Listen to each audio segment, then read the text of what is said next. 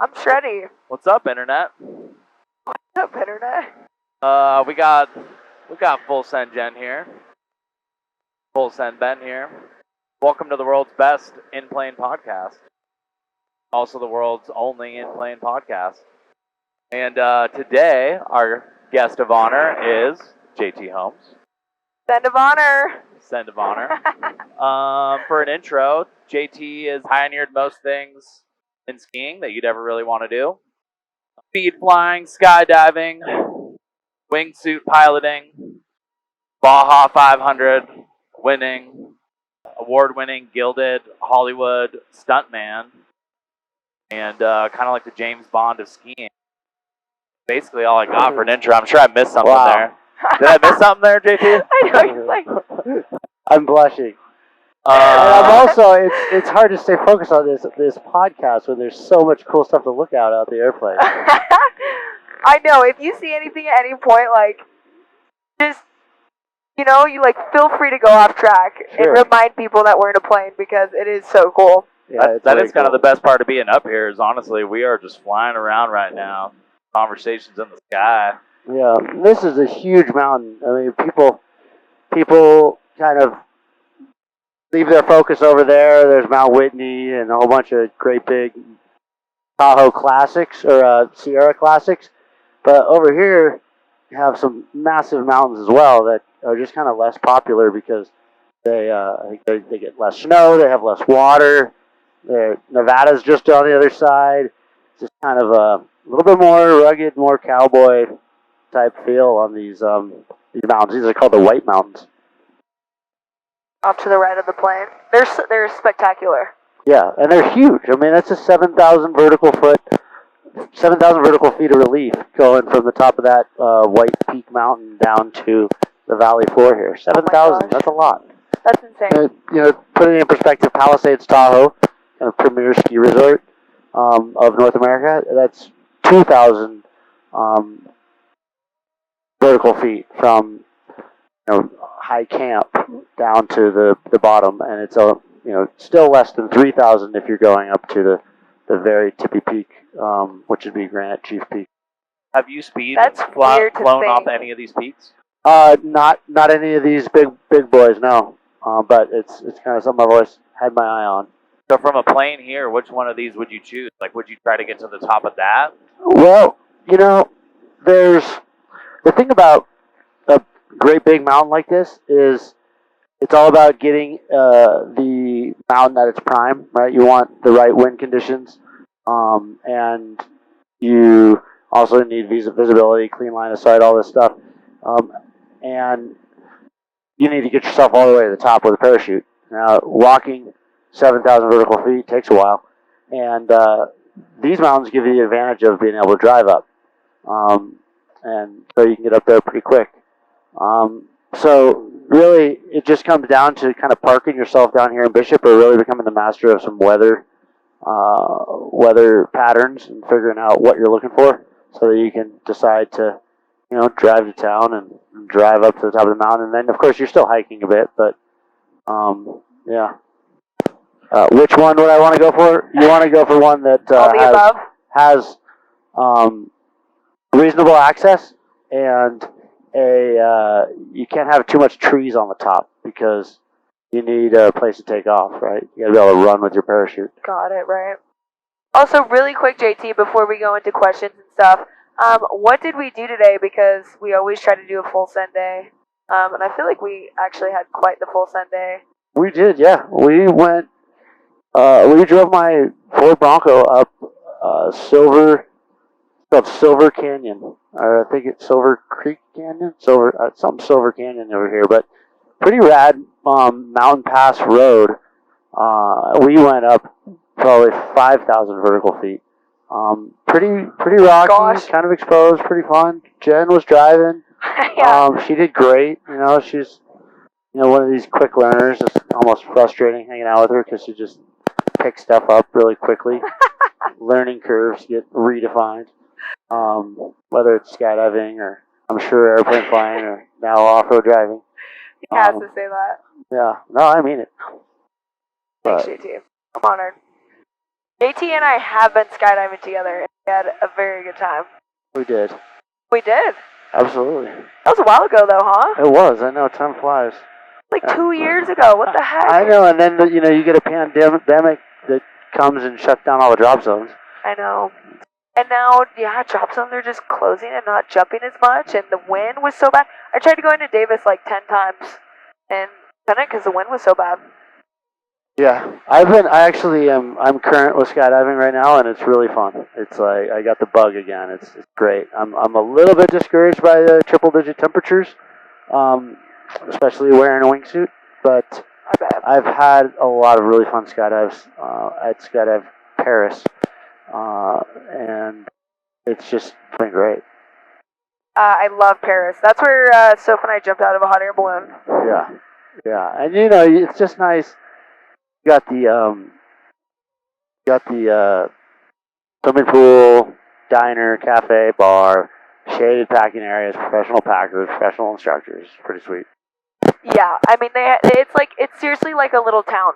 Yeah, world class. It's so nice. It's Yeah, we like, gotta go back down there. I know. It's not like being in Davis where it's just like you get done jumping and you just like try to survive.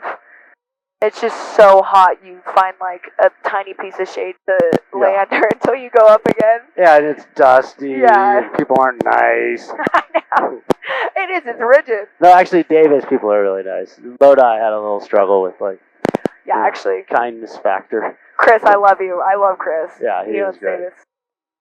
Okay, cool. So what are you working on right now? Any projects in the horizon? Well, I'm helping out my friend Casey Adams on Sunday and Monday with a little commercial, doing some stunt rigging. But I just wrapped up a Netflix movie. I was the extreme sports stunt coordinator. That was really fun. I can't speak too much about that one, but the movie's called Heart of Stone, and it stars Gal Gadot. And I worked on it for a year, and it was great because it was shot in a few different fun locations, and we did some exciting stunts. It was a big challenge. I had a lot of responsibility, kind of beyond my areas of expertise.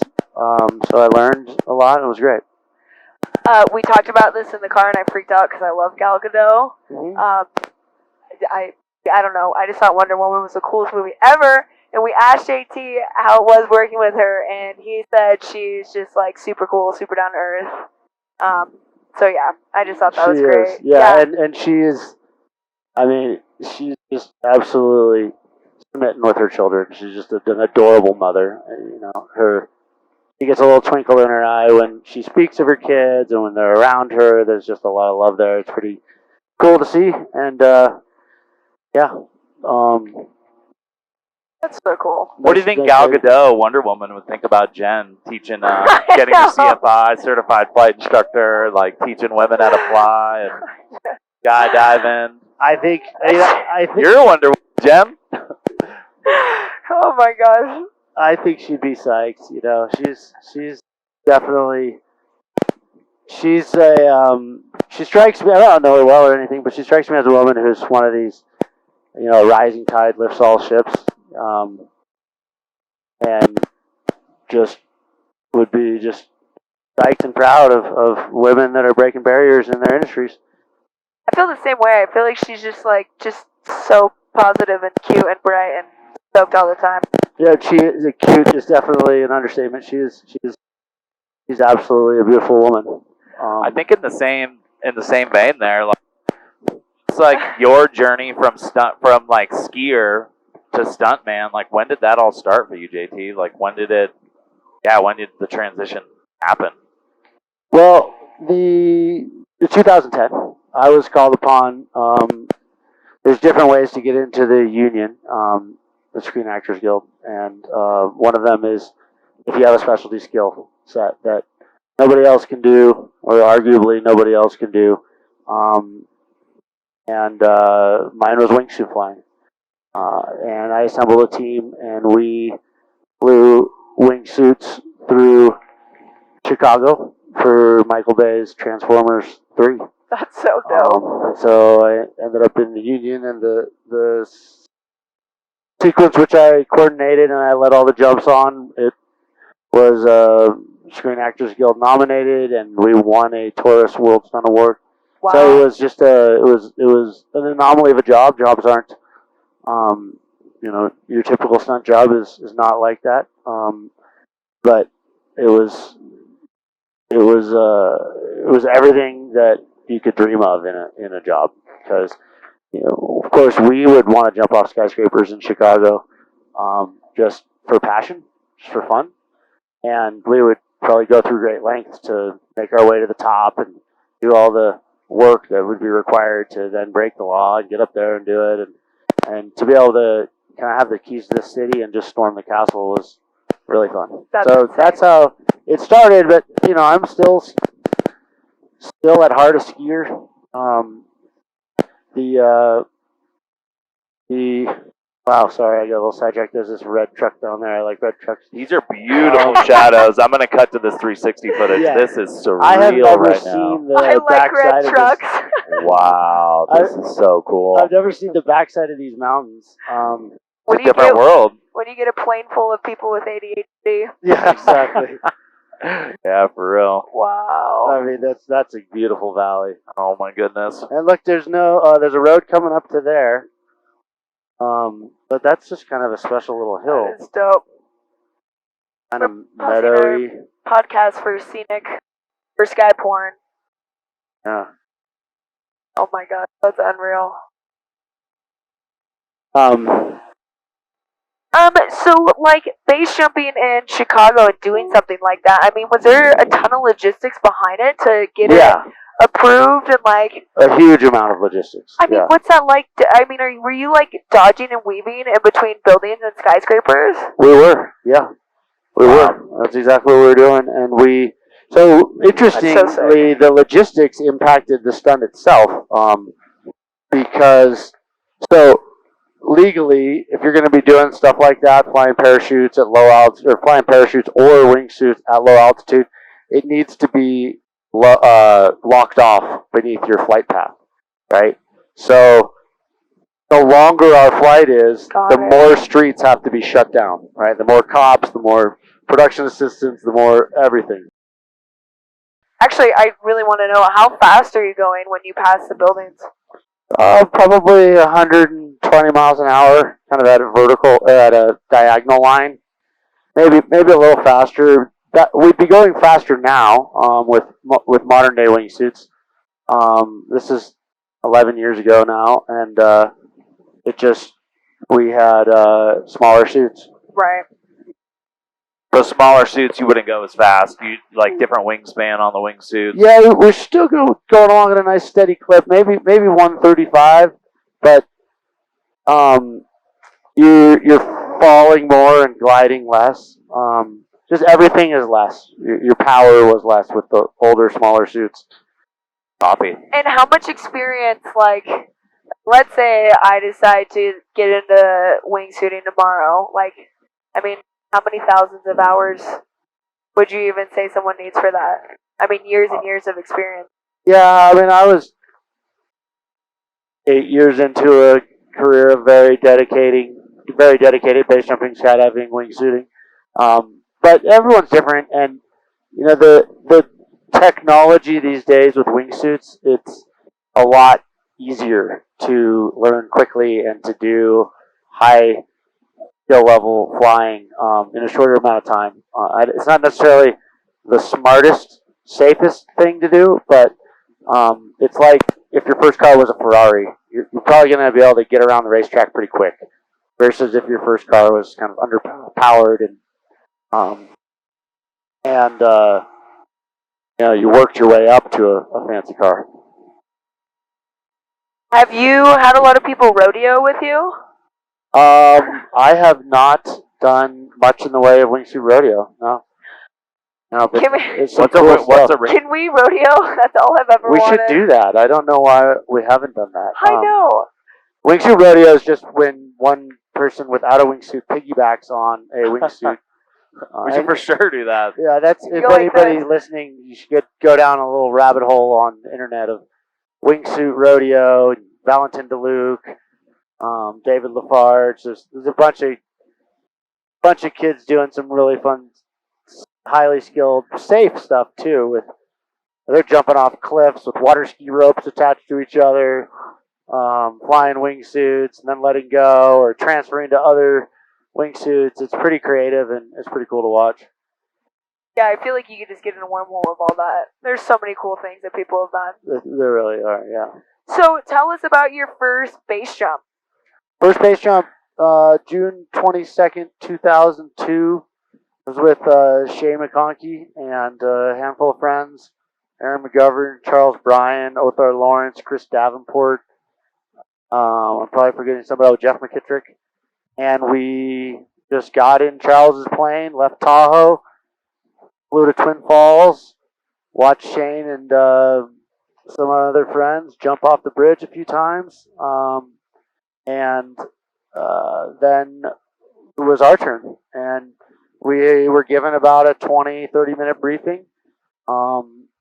Strictly, just jump off, no flips or tricks, no shenanigans, throw the pilot chute, let the parachute open, and steer it down to the water. And really, a lot of airborne sports, a lot of it comes down to the parachute flying part, and it's typically rather easy. It's right turn, left turn, land.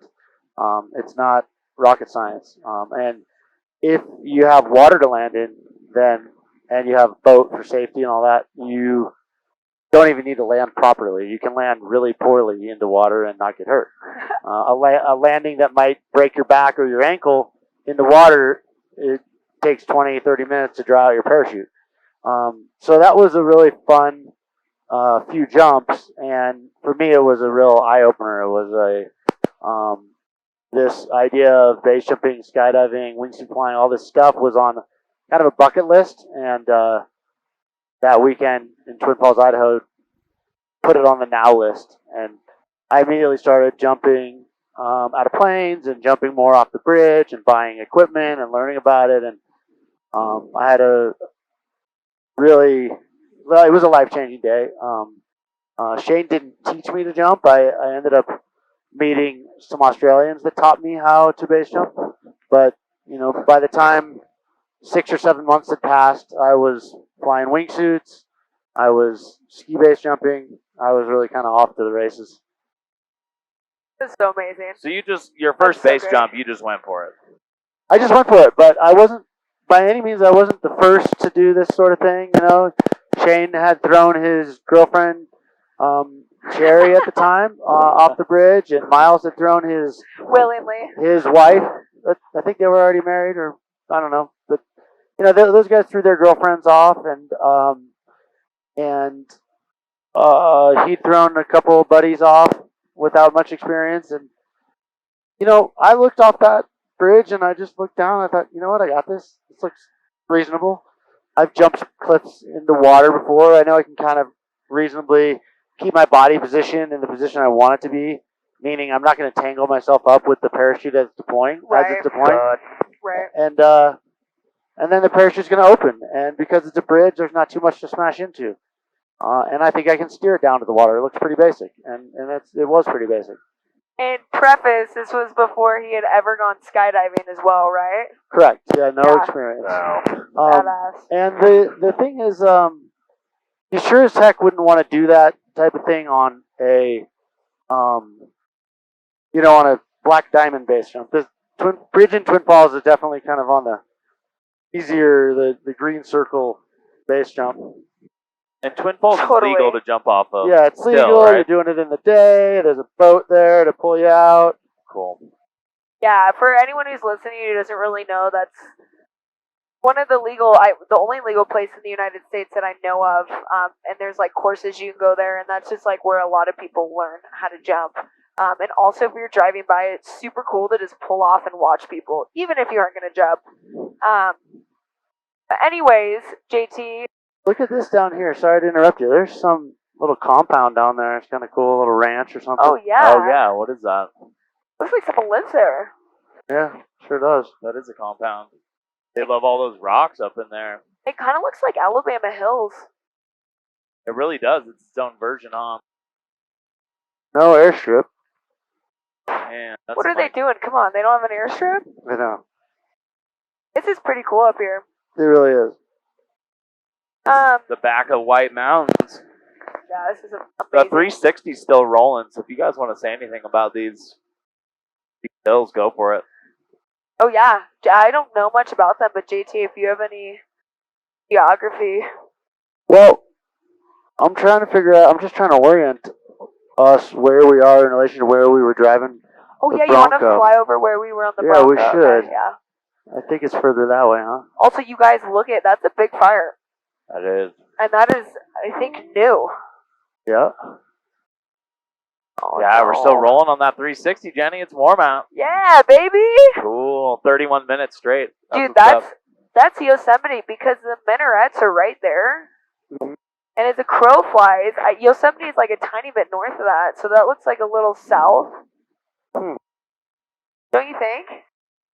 Seems like it's about near Yosemite to me. What's the That's history of jumping in Yosemite and you guys going out there? Like, what was the first time that you went out there, and like, who were you with? Like, Well- you go out there with climbers, and you guys are out there at the same time, shooting, hanging, jumping. Yeah, so Yosemite base jumping was legal a long time ago. Oh. And the base jumpers weren't very good stewards of the valley and the opportunity to be there. When base jumping began, it was really rather dangerous. The equipment hadn't evolved to become reliable. And the pioneers who figured out all the equipment, they were a unique bunch. Some were on the straight and narrow and super smart and respectful and like really lovely humans, and then there were some pretty colorful individuals, irreverent. There was definitely drug use, alcoholism, all that stuff, and the National Park Service, after some accidents and some littering, and there was this story of the flatbed 10 who tried to drive a truck to the top of El Cap and littered beer bottles the whole way. I don't know how much of that's true, but I do know that the base jumpers definitely, they kind of messed it up. And then so the National Park Service figured out a way to ban base jumping, and it was by pinning a crime on them, which is under the guise of aerial delivery, right? So there was already a law they basically stated it was illegal to drop supplies out of aircraft in a national park. You can't go dump a bunch of food or equipment and make a camp. You can't dump people, and you can't jump parachutes. And there was no such thing as parachute. It was airplane, helicopter, something else. But they basically said, okay, you're delivering yourself by parachute, so you are committing illegal aerial delivery in the national park by delivering Interesting. yourself. So it was an existing law, and they then started hitting base jumpers with it, established precedent, and suddenly base jumping was illegal. So the base jumpers decided, okay, well, we don't like this. We think we can do this safely. We think we should do a protest because we are actually safe. And actually, I'm going to back it up a little bit. So it's illegal. Now the base jumpers are jumping illegally. And there's a guy named Frank Gambale who was the first ever sponsored base jumper. He was sponsored by Graphics, which made bongs and t-shirts. And he was sponsored by Red Bull and Airwalk shoes, and he was super badass. And he was jumping in El Cap and Half Dome a whole bunch, and the Rangers wanted to get him, and a climber ratted him out to get out of a drug charge that he was facing. Oh dang. And when he landed in El Cap Meadow, they had him at gunpoint. Rangers pointing guns at him for landing a parachute. Whew. He cuts away his parachute, runs away, can't get away because there's so many Rangers, decides he's going to swim across the river, and he drowns. So Frank dies running from the police after a totally safe base jump. And the base jumpers are grieving, they're outraged, and they're like, all right, we're going to protest this because we can do this safely. They go do a protest, and they know they're going to get busted when they land, so they jump equipment that they're not necessarily, not their favorite stuff. And this girl, Jan Davis, dies during the protest jump on the news. No. Oh. Yeah.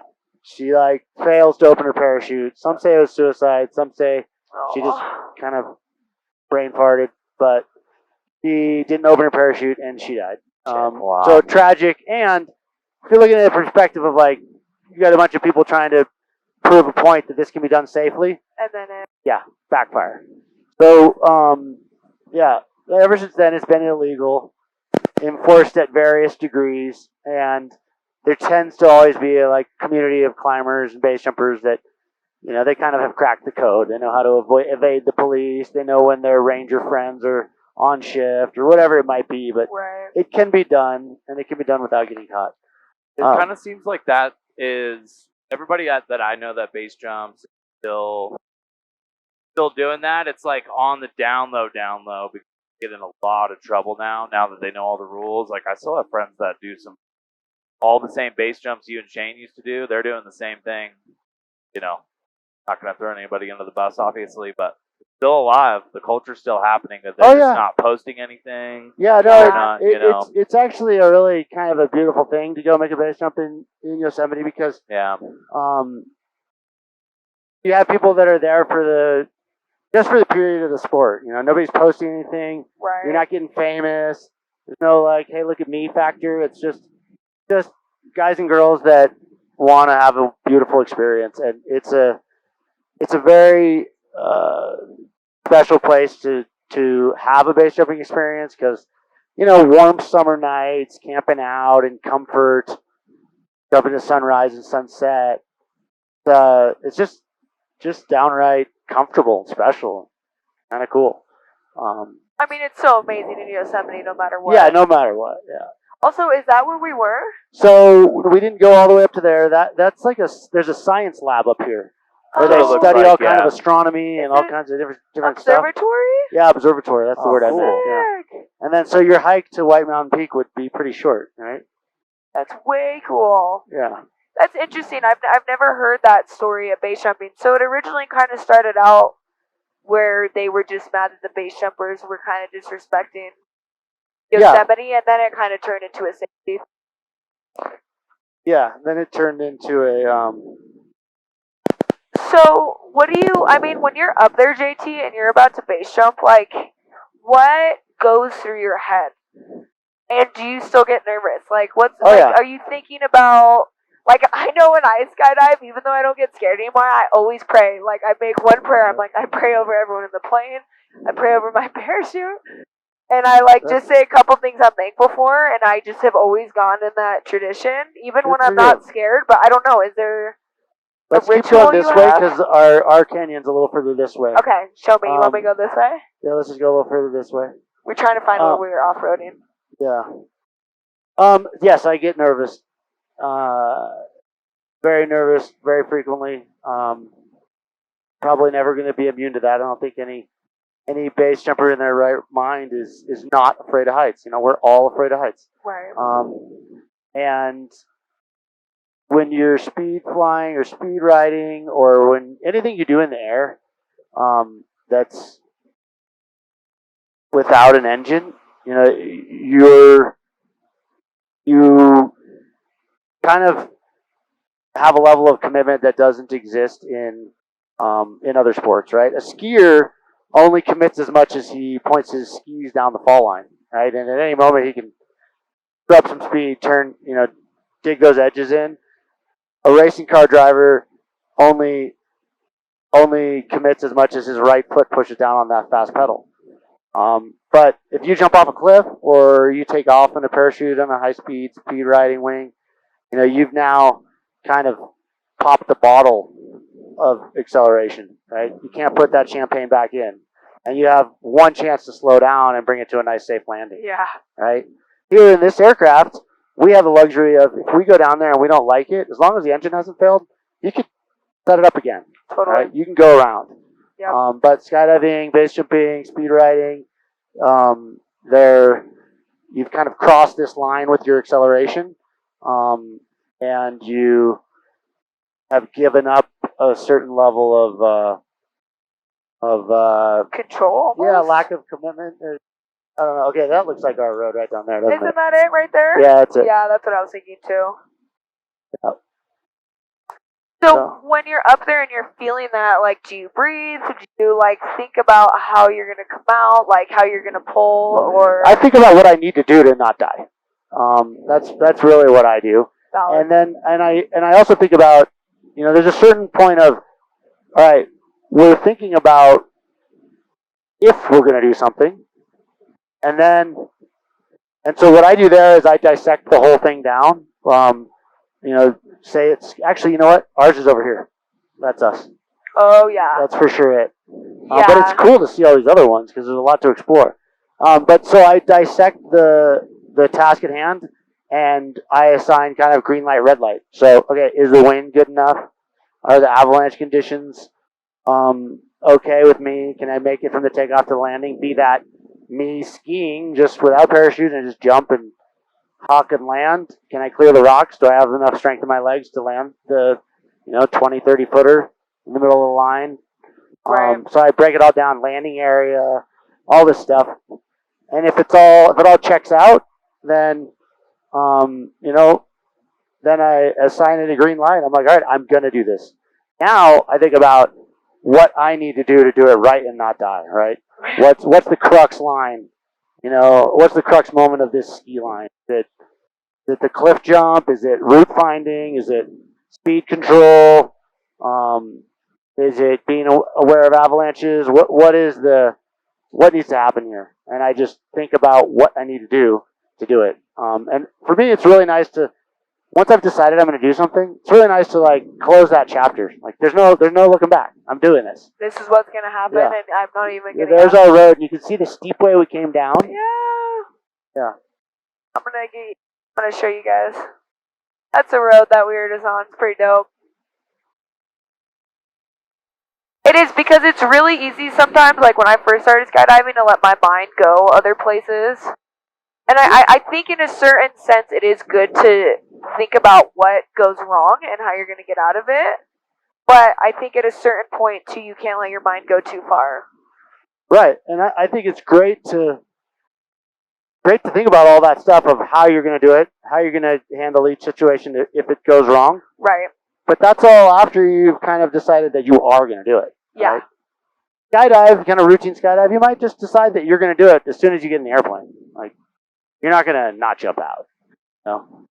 They sometimes just push you out. Like when you're doing a tandem, yeah, you're going out if you're going up. right, exactly. they act like they can't hear you when you're screaming, no, no, no. They said, oh, I thought you said go, go, go. Do you have any like good skydive jokes for people's first time? Oh, skydive jokes, people's first time.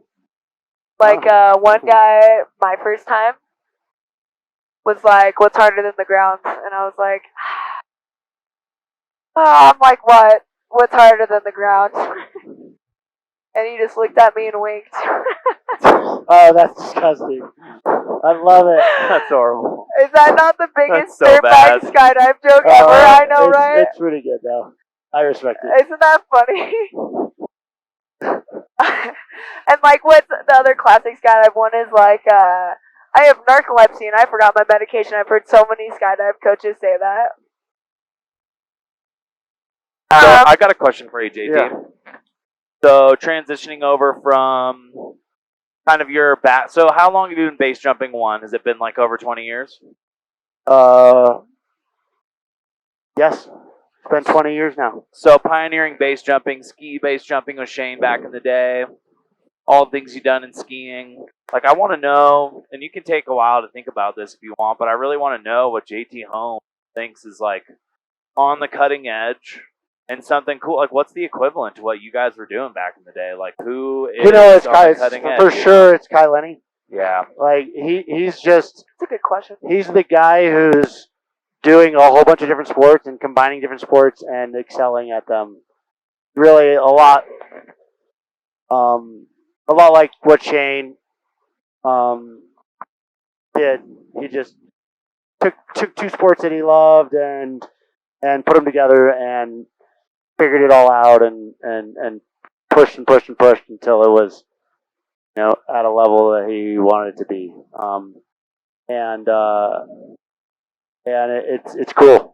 It's inspiring to see Kai Lenny. If I could like swap, if I could swap athletic experiences with one individual in the world for a month, and just get to surf in his booties and he skis and speed rides in mine, I would definitely choose him because Nice. he's just does so many different types of surfing, and at such a high level, and it looks really fun playing with all these foil gadgets and getting barreled in the biggest waves over and over and towing in and doing 360s and paddling in. Wing foiling. Yeah.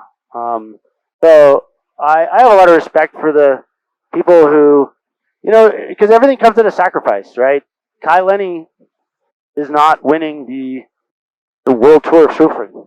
Kelly Slater is.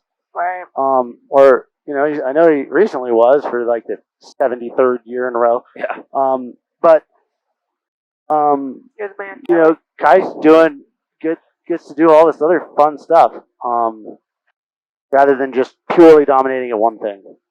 So, and I think that's a good transition to another question that I have is like, I looked up to you and Shane back in the day, and a lot of people did, not just for your innovation and your innovation in skiing, base jumping, and everything you're doing. It's just kind of how you guys chose to live your life and how you're still choosing to live your life, constantly on the cutting edge of something and innovating, just because it's like part of your personality. Do you see any young friendships? Does Kai have a best friend? Is there anybody who is like not just pioneering and innovating in action sports right now, but they got a smile on and they're really living? It'll come to me in like 15 minutes, the answer to that question. Think about it, because I don't know the answer either, Yeah, there's a lot of fun being had out there in the world, and full Senjen really kind of embodies that herself. Like, that's what I'm saying. Guess what? She's got access to this plane. She's not going to forget to fly it. Right? That is what I'm saying. She's not going to be a difficult arm twist to come down to Bishop and check out some hills. Yeah, maybe do some speed flying and, think about look at some places we need to come back and, put some stuff on the to-do list. Oh, for sure. Yeah. We're going to keep sending it. Yeah, Jen, you do so many sports. Straight up, Jen does it all. Shout out, full send, Jen. I don't want to talk about myself. JT. Hey, I love you guys, though. Let's talk about me. JT's like, excuse me, come on, guys. I blush when I love you guys. Anyways, what do you think the biggest lesson that Shane taught you? What was it? Well, one would be to follow through on things, follow through on ideas, follow through on goals. His legacy really lies in the innovations that he left behind in both airborne sports and snow. Of course, rocker skis, reverse camber, reverse side cut, all this stuff. And these were bizarre ideas. These were generally bad ideas, right? This is not how you made skis. And he had these bad ideas that he was willing to just not let go, right? And that went across the board. Pranks, he took things too far, right? Things were funny and then they weren't, right? And friendships became strained and people became uncomfortable and bridges got burned even from time to time. But, he didn't really know how to just kind of give up, let go, and let it be. And I think it was kind of just ingrained with him. He had this boyhood curiosity of, well, why aren't things done this way? And unless there was a really good answer of why it couldn't be done that way, he wouldn't let it go until he had, explored it all, banged his head on the wall, figuring out just why it couldn't be this new way. And the result of that is wonderful ski shapes that we have in Anybody whose legs are burning at 2 p.m. On a powder day, they should thank Shane, because if not, your legs would have been burning at 11. Thank you, You'd have Shane. been in the lodge. So, Shout out. and it's interesting. A friend of mine is Sergey Brin, founder of Google, and I noticed some similarities in Shane McConkey's brain and his brain. Wow. They have to know why things aren't done in the way that they have an idea that they can be done, right? And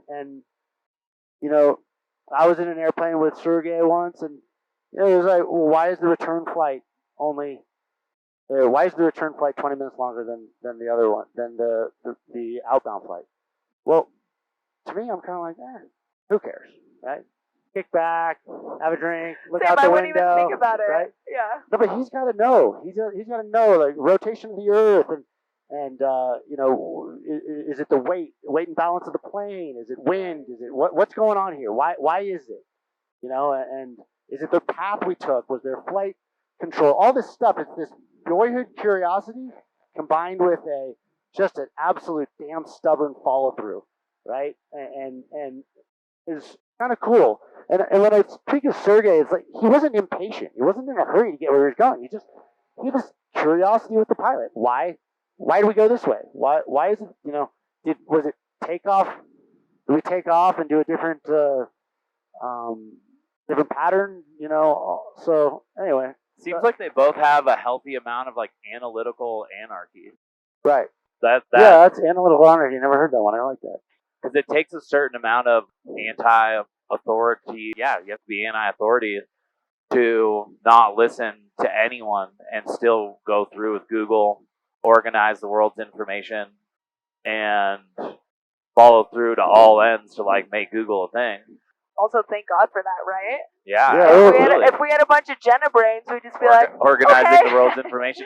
Shane was organizing the sit world's back. smiles, Yeah. You guys For both sure. were. People's smiles were at 60%, and they didn't know they could be at 95%. I still feel my first smile of riding on a reverse camber snowboard, so. Oh, for sure. Absolutely. Yeah. Shout out analytical anarchists. So that would be Crowley, right? That would be the Mammoth Lake there. Oh, nice. Wouldn't that be? Yeah, because the Mammoth Airport is right Yeah, there. that's it. Yeah, Yeah, you can so see, that's Crowley Lake. And there's all the hot springs along that river, right? So you guys want to fly over these mountains? I mean, these are Sure. Oh, man, yeah. like how high? I believe the mountains are 13,500, or do they go up to 14 right here? I think there's some 14ers in here. I think there's for sure Like, some 14. What, JT? Yeah, what's Morrison? It's 13 and change, 13.7, I think.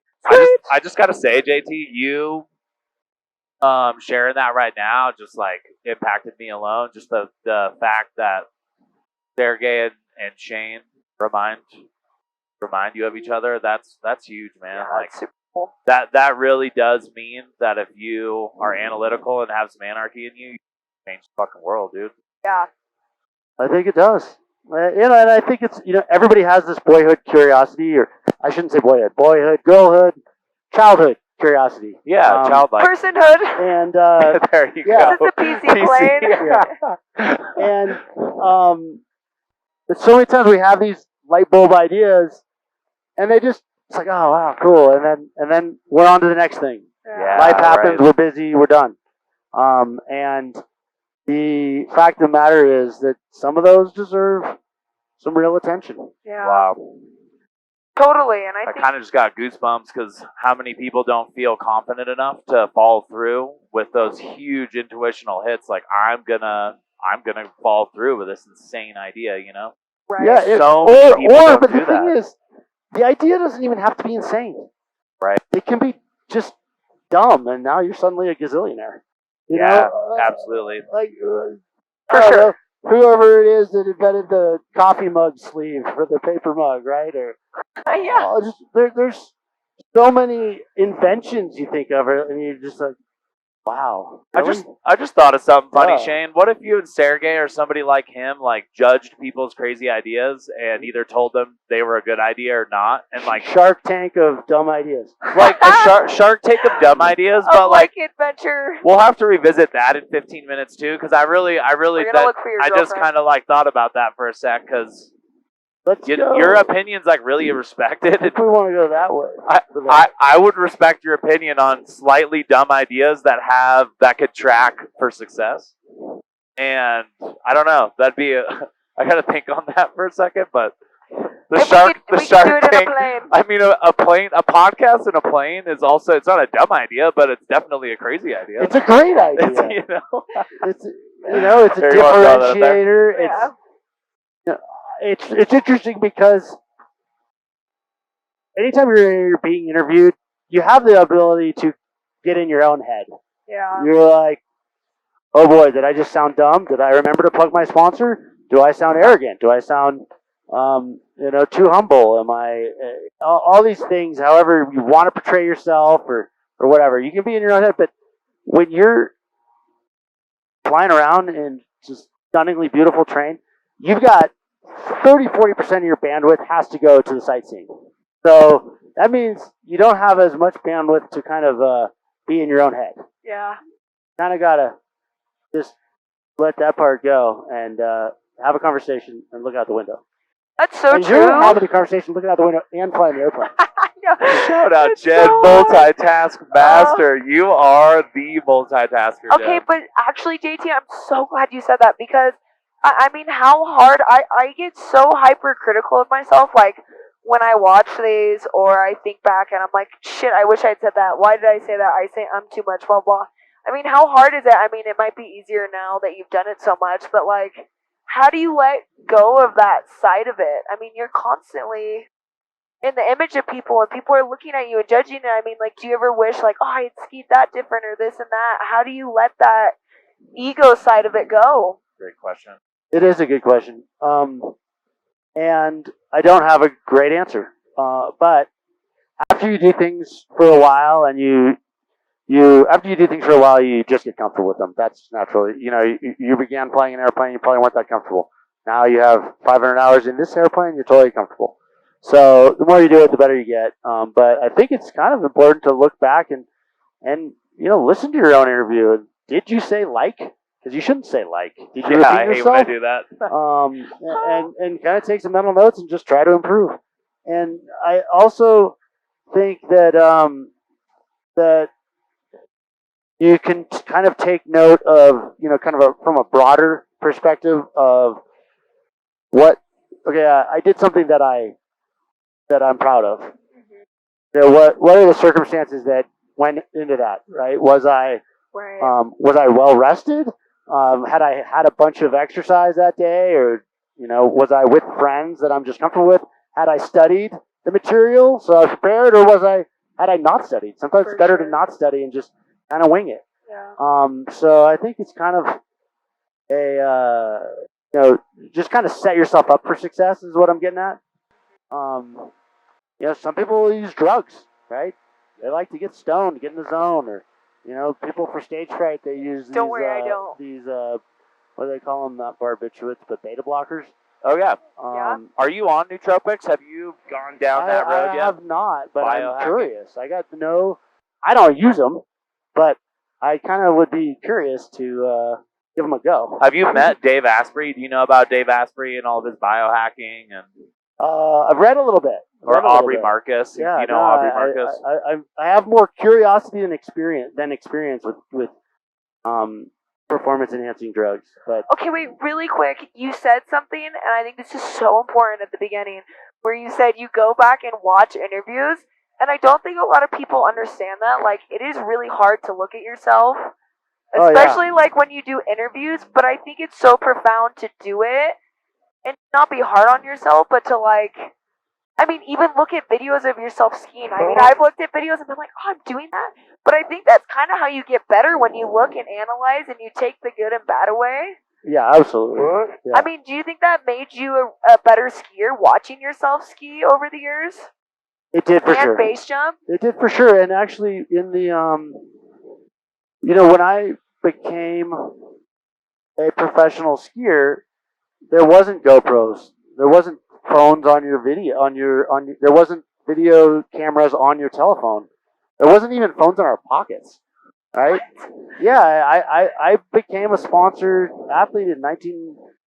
My first sponsor was 1995 as a 15-year-old, and then 1997 I was making money. We're 15. 17 years old, filming. I'd already been in a handful of movies and started getting good contracts. And anyway, we shot on film, and when the film came back, you were excited. You tracked down that cinematographer and make him show it to you. And it's like you had to pay big bucks to get the 16 millimeter film developed. And I love that. It was like we had these VHS tapes that we would then go watch. And I remember my first matchstick shoot. I saw myself ski and I thought, oh my god, my feet are so close together. I have got to spread my stance and get like a lower center of gravity. And I did. By the time I was shooting with them later that year in Alaska, I made some quick improvements. So yeah, it's watching yourself is a thing. Yeah. Don't want to do it too much for risk of vanity. Oh, for sure. I've got a question in line with that. Jen set up a bunch of questions for me in like the intro podcast for us together. And I learned a lot about myself not when I didn't know the answer to a question, JT, like right off the bat. I realized like, wow, I need to know that about myself. That's important. And they talk about self-awareness and all these things. I want to know, one, did interviews help you? Do you feel like you learned about yourself through getting interviews, watching that? And then do you have any advice for people trying to get to know themselves better? Any advice for tools to do something like that? Well, for her interviews and whatnot, my suggestion actually would be learn some public speaking because it helps you to get to the point, and it helps you to not repeat yourself. It helps you with stage fright, all that. I also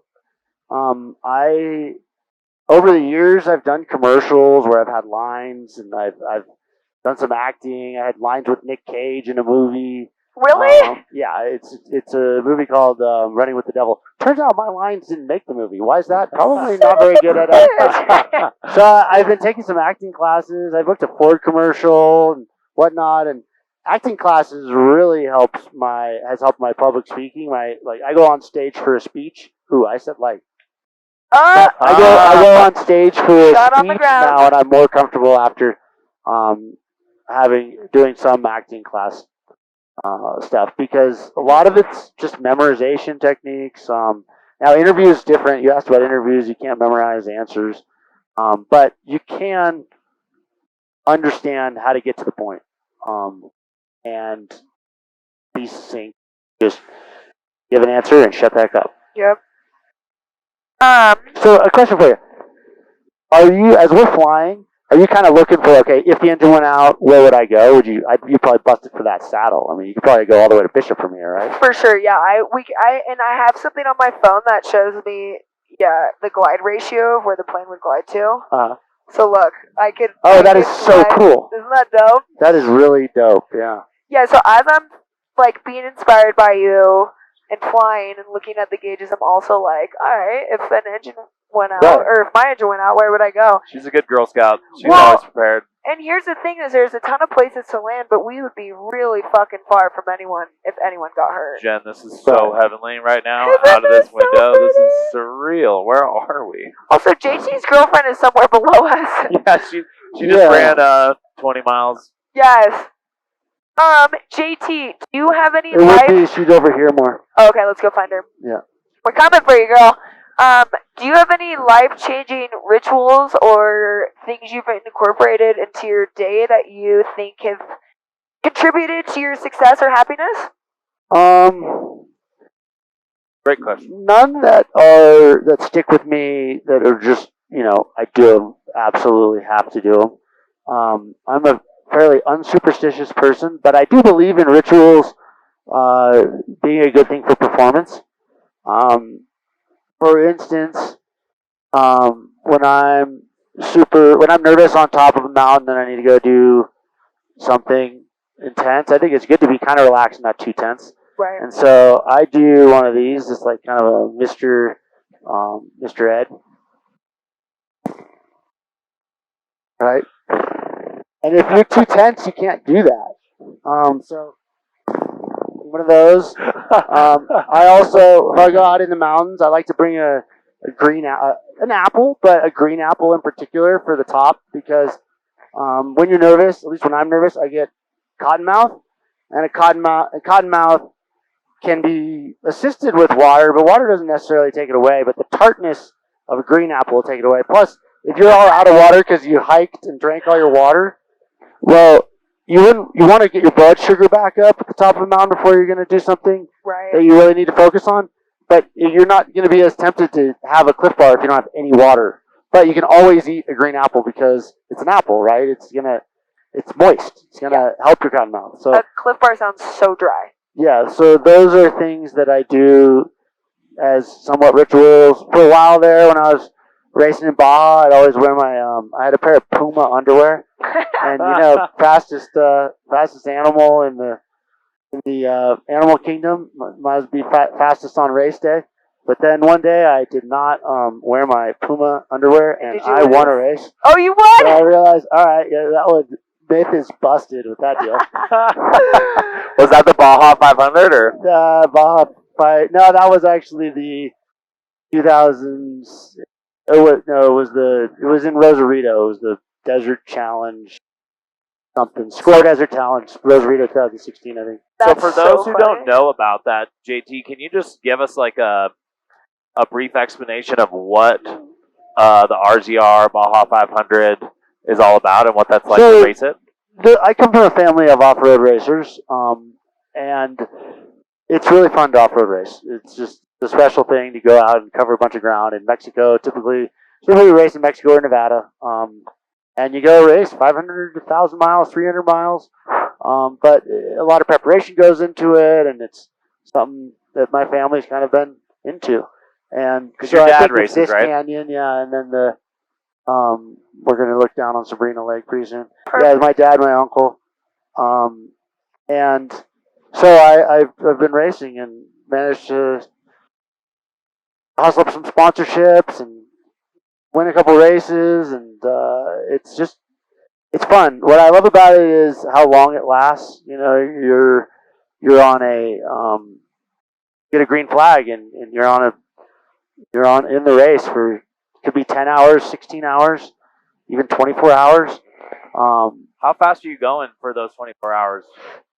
It really depends on the race, but a good average race clip might be like 39 or 40 miles per hour. But the trophy trucks are doing 55, 60. Sometimes yours is bigger, is faster. 45, 50. But you got to realize there's downtime. Especially in these longer races. You're fueling, you're changing flat tires, you're changing drivers.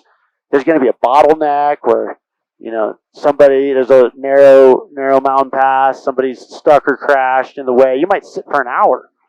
So there's a lot of high speed racing. I mean, I've done passes at my dad's race truck. I've done some pretty technical passes at 90 plus miles per hour, going through big desert bumps. That's a life highlight right there. Deciding to go for the pass on a narrow track at that sort of speeds. It's exciting. How similar would that be as in regards to an adrenaline rush or any of that to like Formula One racing or any other racing sports? I have no idea because I don't do that. But I know that the higher the level of automobile racing you do, or probably any sort of racing you do, is the more you have to be giving it 100%, right? You need to be on point. You need to be completely on point, driving at 100% of the car's capacity and your mental capacity to win an F1 race. I can only imagine. Yeah. Whereas longer races, you can't give for 24 hours like that. You can't give for 10 hours like that. That's why people change drivers in these races. Yep. But I like to do these long races, and you just need to find the right balance where you're giving 85 to 90% of your mental capacity, and never slipping up and only giving 60, because that's when you either get slow or you get lackadaisical and you crash. And you rely on your co-pilot quite a bit for hairpin turns and passing. Yeah, or you're do getting you, some or- you're getting some information from him, but my philosophy is that if you crash the car, you cannot blame anybody else. You are driving that car, right? He says go left when you're supposed to go right. Well, guess what? It's still your fault. You need to drive what you can see, feel, or remember. Yeah. And so I think you can't blame the co-pilot. Do a lot of people do that? They try to blame. Well, people drive. People like, it gets dusty and you can't see anything. But people don't want to slow down. Right. So they take some risks. This is a straight road. It feels straight. I remember it being straight. So you just keep going. And the co-pilot's going straight. But, the co-pilot, when you pre-ran or you studied your course notes or whatever you did, somebody could have crashed down low. No, it would have Sabrina has a car road going straight to it. It's going to be right down here, I think. The hope you. Yeah, I think it's right below us. Yeah, Really? That's it. It's for sure directly below us. Hi, babe. Guys, I'm really sorry we don't have Sorry, two 360s, but we're getting you a bunch of iPhone footage. Right? It's It's right all below good. us. It's hard to see down there because the shadows are a little harsh. Oh yeah, it's right below. Oh, it's super blue. Yeah, it's super blue, and it's got a couple little islands in it. Not big ones, little ones. Ooh, yeah. Oh my gosh, that's amazing. Yeah. Okay, so JT, getting into our kind of deep questions. 10 existential questions with Jen and Ben in a plane. Okay. We're not sure if there's 10, but there's Might be 10-ish, 11. give or take. We just like that it semi-rhymes and sounds good. Yeah, 10 with Makes a Ben good and Jen. YouTube title. What do you think the purpose of life is? Yeah, shoot it straight. Purpose of life. Shoot it straight. It says shoot it to a straight, big dog. What's the purpose of life? Thanks, Liam. I don't know. I don't know what the purpose of life is, and I don't think we can be held responsible to know. But I do believe that if you have children, your purpose of life is to be to nurture them, to be happy, healthy, good contributing children into society. Like no serial murderers, no rapists, that sort of stuff. There's a responsibility there. That's got to be kind of your purpose of life if you're choosing that parental stuff. What's one thing you think people should do before they die? Oh boy. Or try? It could be anywhere from I think ice cream flavor. People should find something that gives them a feeling of, okay, there's nowhere in the world that I would rather be on the whole planet than where I am right now, doing what I'm doing. There's just absolutely nowhere else. And I don't have that every day, but I do get it. Every couple of years I have a moment of clarity where I just absolutely know. There's just absolutely nowhere else. And sometimes I get it a whole bunch of days in a year, but if you haven't ever said, this is it, this is the best place for me and my heart, I couldn't be more content being here, doing what I'm doing, you need to find it. I love that. Sir. I agree. There's just moments in time, right, where you're like, I wish this could last forever. Like, there's, Yep. I think that is the surge. Ben, do you have any other ones? Yeah, absolutely. So, a lot of things you were able to execute on at a young age, became a professional skier, all those things. Do you feel like you found purpose in life through that, so you were able to just keep going? I feel grateful that I was decisive at a young age and I found something that I knew I wanted to do. Because a lot of people that have a lot of choices in life. You know, for instance, uh, privileged kids like me. I'm, come from a privileged upbringing. My father was a surgeon. Both my parents loved me.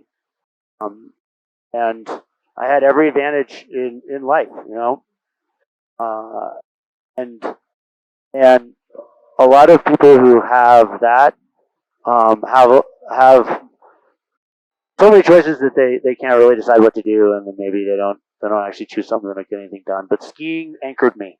Skiing focused me. I knew, my heart just wanted to be on that ski hill, and I noticed that I was better than a lot of my friends at it, and I thought, you know what, I think I can make it, and I went for it, and I didn't look back. So I don't know if that answers the question or if I strayed, but That yeah. was perfect. I mean, that's great. And find an anchor. I don't even remember what the question was. But all right, let's go to the next one. I do think that kids are so overwhelmed though, like younger kids. And there's so many options for things you can do. I think people get overwhelmed and they sometimes just get stuck and don't try anything at all. Right, or less people with less choices, less privilege. Okay, well, maybe college is an option. Maybe this is an option, but here's an option.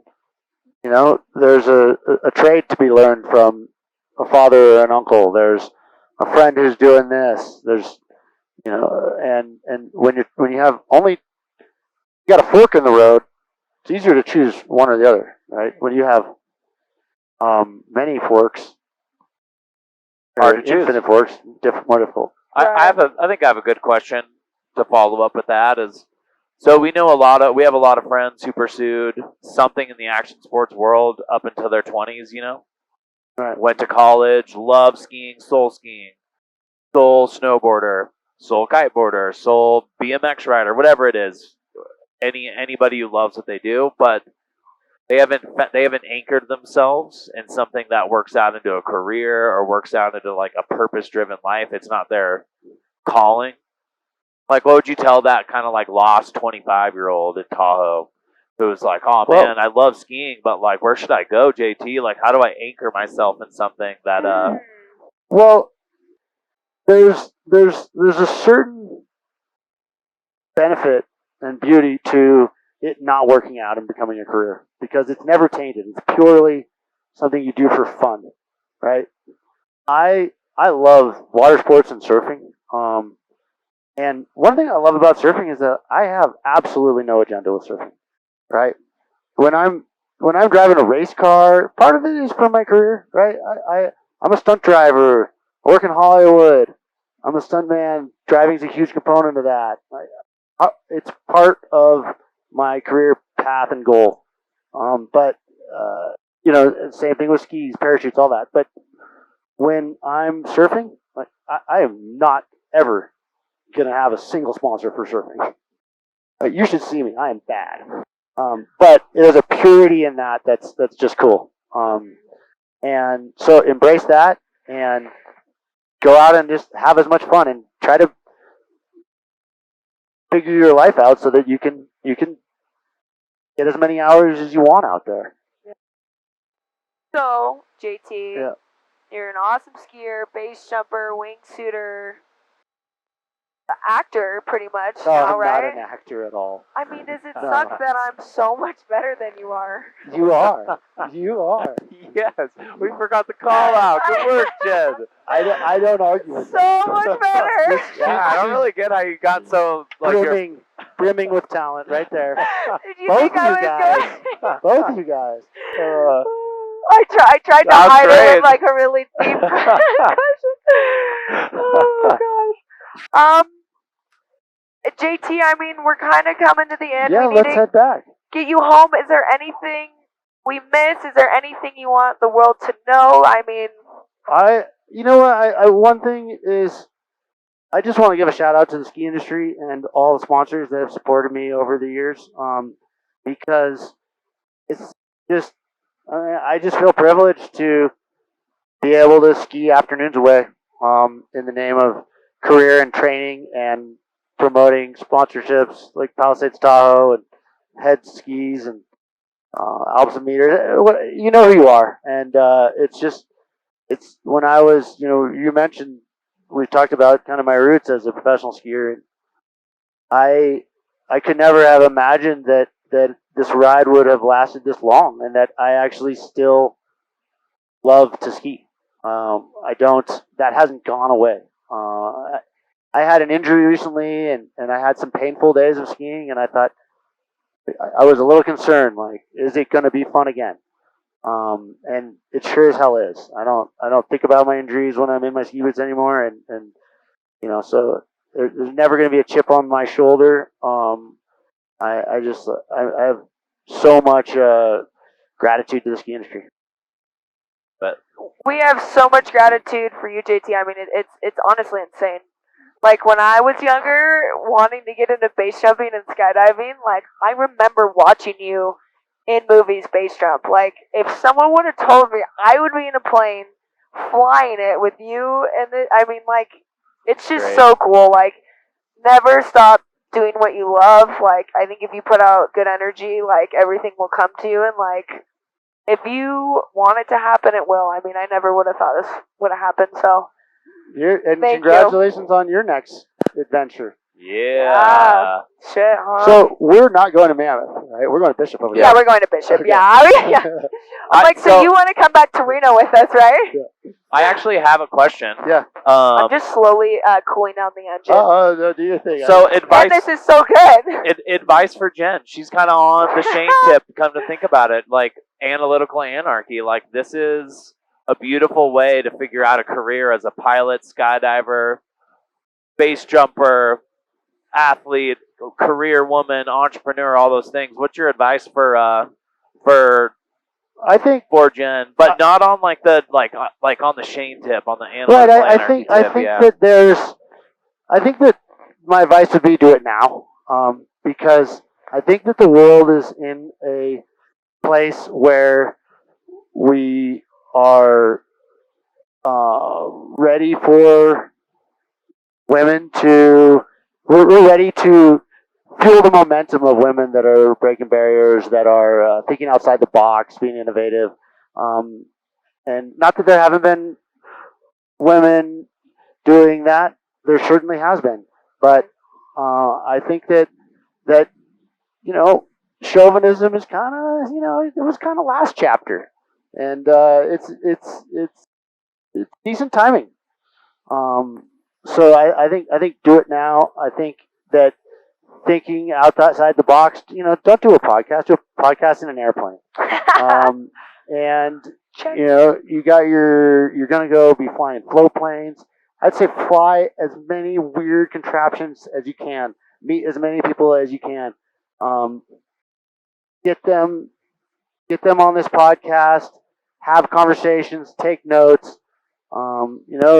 Like Ben was saying, it's kind of rough and dirty is okay right now with with on the creative side of putting out content. I think you're on a journey that is going to interact with so many interesting people that I think people are going to be interested to know what's going on with you.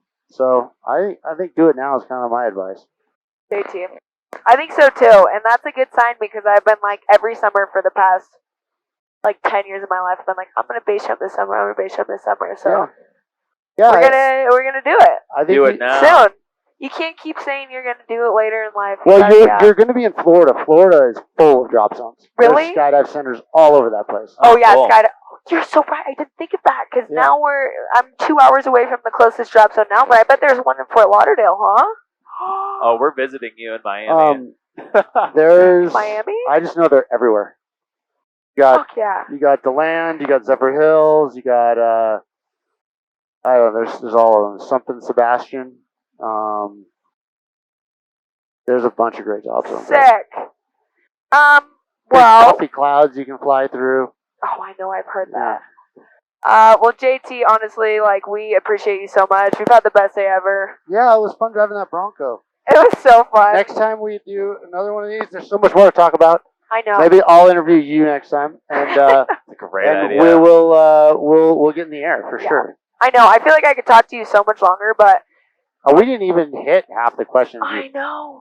That's what I'm saying, but that's what's so beautiful, right? Sometimes you plan things, but if you don't plan too much, then you leave room for, like what is meant to come. It wasn't too structured, but no, we loved having you. You're the man. We're gonna definitely have you again. Thanks for making the world a more fun place.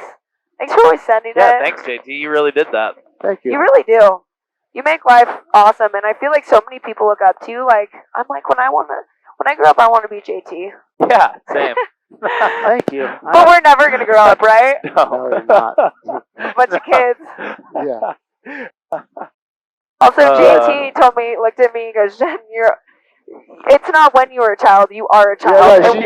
Jen says, when I was a kid, I wanted to do this. And I said, Jen, you are still a kid. Yeah, I said I want to be a stunt woman when I was a kid. Yeah. Still do. Yeah, thanks, JT. I kind of had an epiphany in the plane, realizing that truly people's smiles in the ski industry they didn't even know they were at 60%, man. Yeah. Before you did what you did, and before the first 10 years of your career, dude, yeah, man, that's real. I think the smiles got bigger. The best gift you could give to the world is just honestly to make people laugh and smile. And you guys, all of you did that, and it's so awesome and exceptional. So what are you? Tell me. I want to talk airplanes here. Yeah. Real quick. How do you know you're halfway through your date with a pilot? Wow. He says, enough about me. Let's talk about flying. That was perfect. That was so good. Oh, so good. Oh, that was real. I've actually never heard that. Good timing. What do you call a female pilot? I don't know. A pilot. What do you mean? Yeah. Oh, that was great. Oh gosh. Bishop traffic entering 7610 hotel, 2 miles final runway 12 Bishop. Guys, I'm gonna get a photo of you two. You gotta turn around and I'll tell you when. Wait, but I'm on flight. Okay. And 3, 2, 1, and let's get those microphones down, Jenny. 3, 2, 1, and let's do one more. Guys, cool. Perfect. Yeah, is that good? All good. Wow, I kind of held center line, not really. So, JT, do you have 2 wheels out your window? Oh, we gotta do a see ya, Jen. Oh, yeah. All right, guys. This is the Full Send crew with JT signing off. We're going to say see you on 3. Okay, ready? 1, 2, 3. See ya!